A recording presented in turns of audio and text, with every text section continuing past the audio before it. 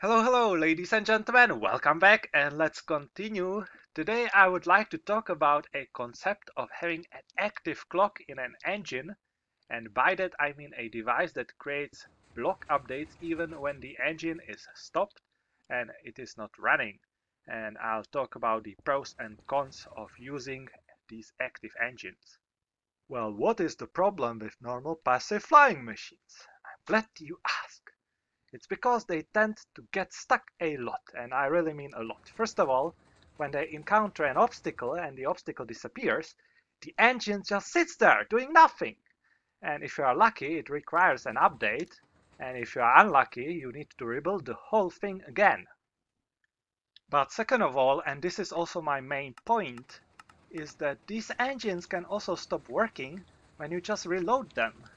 So let me demonstrate. I will teleport myself 1000 blocks away, leave the game, come back, and now let's see what happens. Some of these engines just stop working, and that's not good. Not good at all. Well, obviously, people don't want to babysit their contraptions, so using an active engine could be one of the ways to make them all foolproof. But first, let's start with some basics. There are three different rows of clocks here. The first one is based on just repeaters, the second one on pistons, and upon reloading, so let's reload. Upon reloading, some of the piston-based clocks stop working, and repeaters seem to do fine. Unfortunately, this is not the only way of reloading chunks. The player can also reload them by leaving the area, which sadly has much bigger impact on redstone circuits. So now that I'm away, leave the game as well. This forces the chunks to reload. You could also wait 45 or up to 45 seconds for a timer, but this is faster.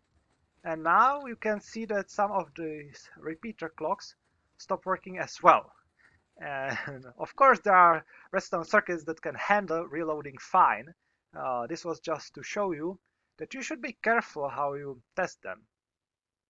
Now let's talk about observer clocks. These are movable, so they are the obvious choice to provide updates in flying machines. The question is, how do they perform? Well, the good news is that I have yet to find a way how to make them stop working. The bad news is that they sort of differ in frequency and timing. And for that I have an example here. So let's see what happens. On the right side, it is sort of even, right? And on this side, it is sort of odd. And this is not even the problem. The problem is that when you move an observer clock, it has increased frequency from a clock that was placed by hand. And the frequency can also change just based on the reloading. So if I reload here, I have a redstone setup that measures the frequency, and if it is fast, or here, if it is fast, this is always on, so the lamp is off, and if it is slower, then the lamp is on, and suddenly you can see that it changed. And now I will even show you what happens when you go far away, and that it is totally unpredictable if it goes from fast to slow or from slow to fast. So if you want to use observer clocks as a timer, that's a bad idea. But as an update generator, they are sort of okay, I guess. Yeah, you can see. Standard disclaimer. I may have created these things a year ago, which may have resulted in me not really remembering much about their design. I'm sorry. And I think it is time to finally build something. So you probably know this one. This is a simple flying machine that requires updates for it to move. And we can prolong it like this. And it's still the same thing. It still needs updates. And we are building an update generator from observers. So this now, this is the simplest active flying machine that I could think of. You can add more segments to the flying machine like this. Or you can use updates from side and have a redstone block on top, like this. But there are many ways one can provide updates to these pistons. My favorite one is to use a redstone block and then one observer clock that is providing updates to both the back piston and to the front piston as well. And now we have a fully functional active flying machine that can be stopped by placing an obsidian block in front of any of these segments. And when the obsidian gets removed, the flying machine continues flying.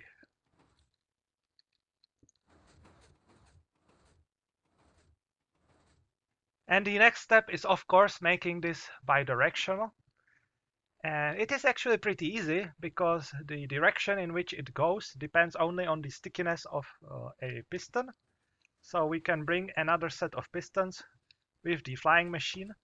And at the station, you would just change the position of these redstone blocks and of the observer clock as well to the other side like this. And this is already working. Well, like, place it. All right. Now it works. And the station looks something like this. I mean, this is just a prototype, but yeah. And the other next step was making a supercharged active engine. I recently saw that there was a hypercharged engine made by Ilmango and Pingu. I have no idea how that works, so you'll need to ask them to make an active version. But yeah, these are 3.3 meters per second fast. The hypercharged engine is 4.4 meters, but these are a bit slower. Still pretty fast.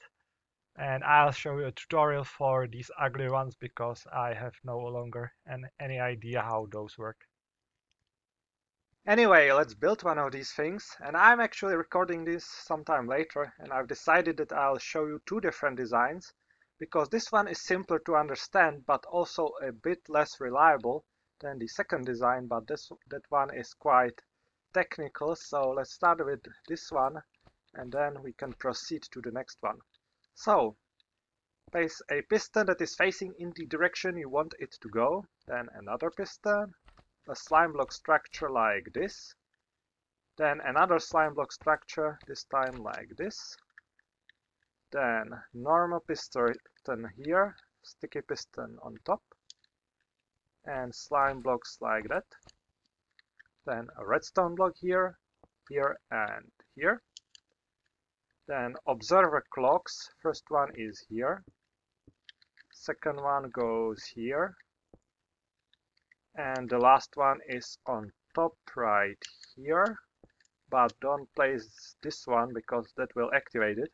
And first place support blocks here and here. These are really important. And then we are good to go. So let's finish with the observer clock, and it runs. Let's test it. All right, still runs. Let's stop it, reset it. Seems okay to me. And let's do this one. This one is more complex, so be careful not to misplace any blocks, otherwise it will get stuck. So make a structure like this, pistons here, and another slime block structure like this. Then you need a sticky piston here and one facing back. This one will be pulling the last part. Then a slime block structure here, well, like this, and redstone block here. You need an observer block here that is powering a piston that is facing back and pushing a normal block here. Then observer clock below, and another observer clock that is next to it, and this one is a bit longer, so make it like this, otherwise you'll have a synchronization issue. Then we need a support block behind this piston, and I think, well, last observer clock right here, like this, and we are good to go. Nice, let's stop it. Works, okay. How about here? Also works. And maybe the last segment also works. Neat. Now we should test if these engines are indeed reload resistant. So this is the engine, and here is just a segment that is pulling sandstone from the ground. And let's remove all obsidian blocks and see what happens.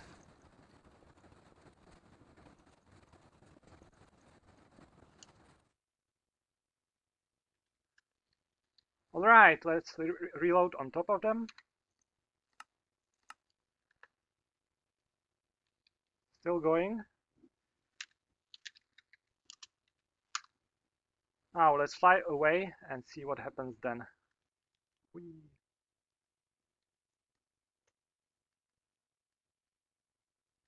And that's going.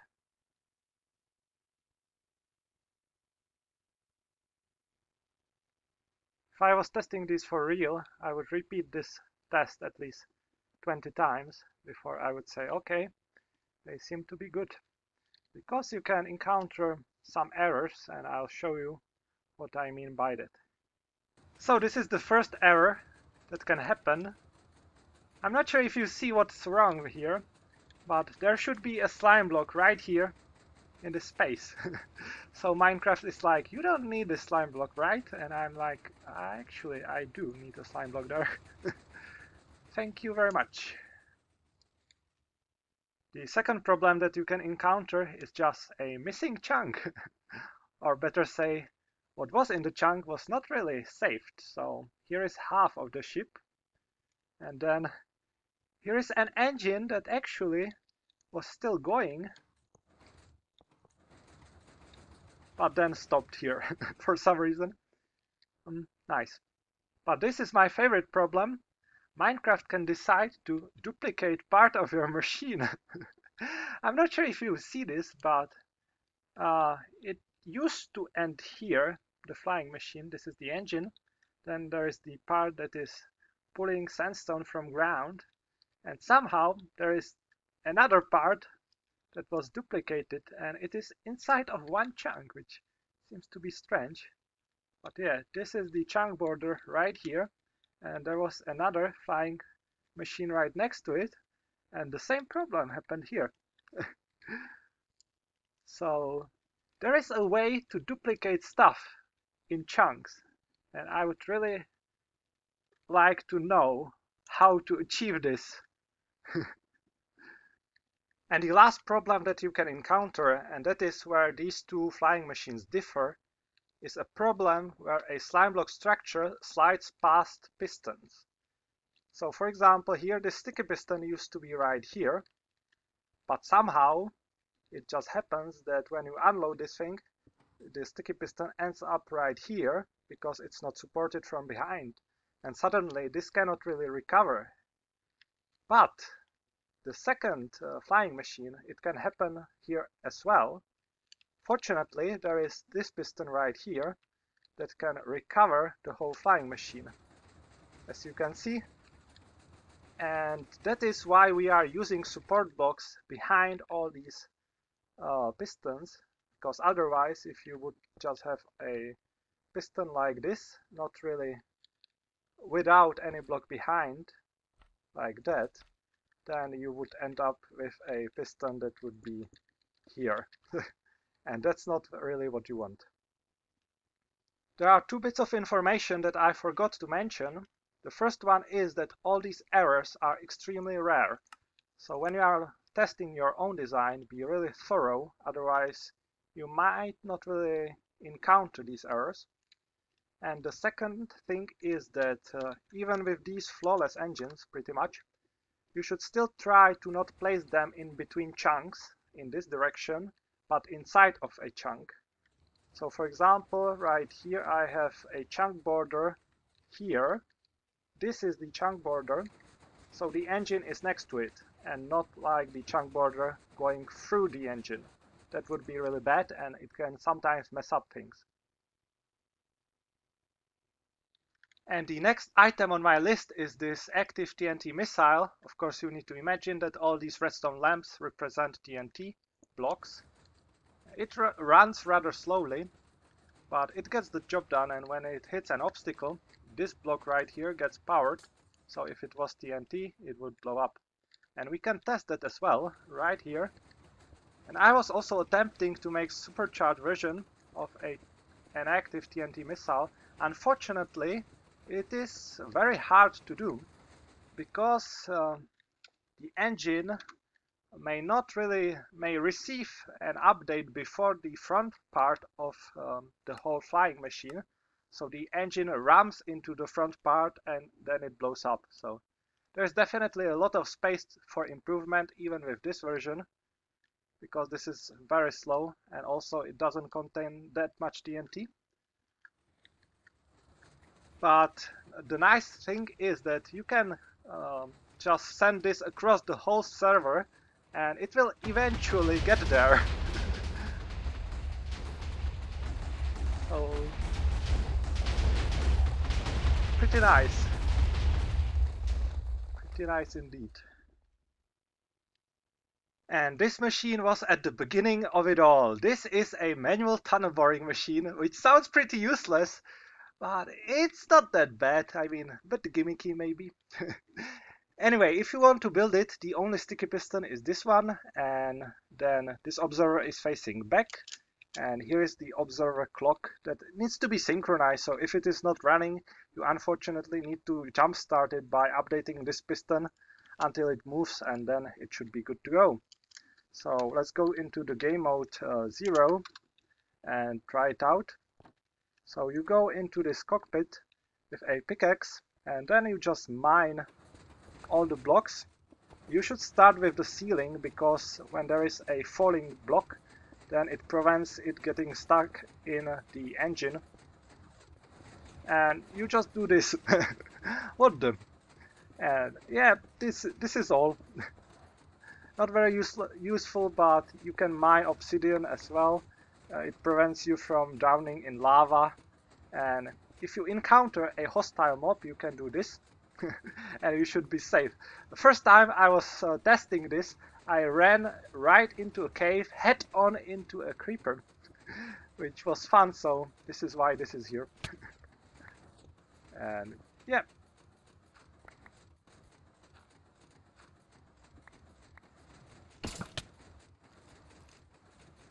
How?